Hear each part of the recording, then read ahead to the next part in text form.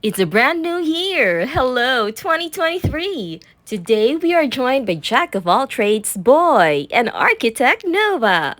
One of our New Year's resolution is to keep our home more organized, kaya naman pumunta tayo sa IKEA to explore and check out new inspirations. IKEA is a Swedish company known for its affordable, modern furniture.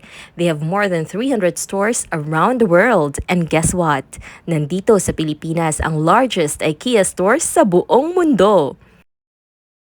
By the entrance, there are shopping bags that you can borrow for your shopping convenience. Madaming affordable but quality items dito.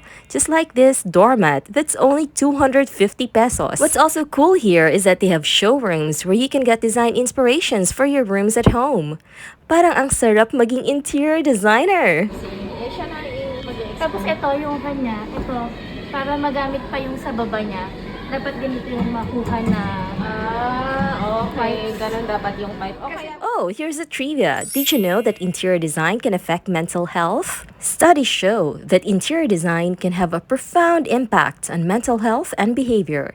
The right design can create a calm and serene environment that promotes relaxation and healing. Anyway, if you want to rest, pwede kang umupo and relax a bit. Unlike sa other furniture shops where sitting is not allowed. Nakaka-inspire mag-decor at gayahin tong mga rooms nila. Parang lahat ng kailangan andito na. And it's okay to change your mind. You have 365 days or a full year to return your purchase. Just make sure to keep the receipt. Aside from shopping for your home, you can also find perfect gifts for your loved ones. There are a lot of items you can buy even with a tight budget. Hindi na maisip mo ba? So funny. Pati dati na nagpinta sakto pag-itlog ang kalapate. They also have a kids section where we bought cute tablewares that our pamangkins loved.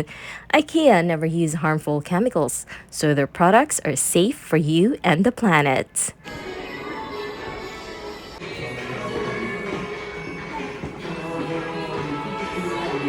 Sikat din pala dito ang kanilang Swedish restaurant. Let's try their popular dishes. Almond chocolate cake, meatballs, baked salmon fillet, mushroom soup, and cage-free chicken wings. Siyempre, di mawawala ang kanin. We also got a slice of carrot cake and some fruits and lumpia. Masarap kaya? Oh no, hindi bet ni Boy ang food. His verdict was, haan nga naimas. Naimas?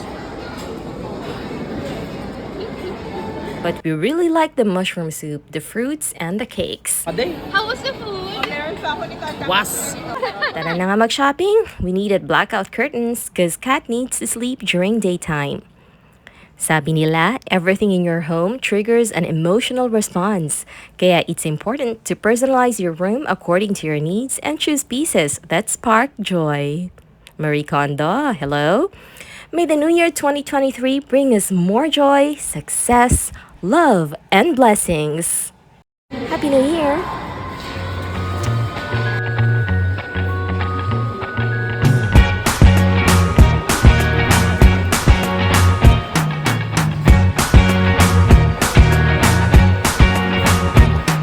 I can't forget the day we met. Your eyes so blue, me pressing through. I can't forget the day we met. Your smile so bright, it made me swoon.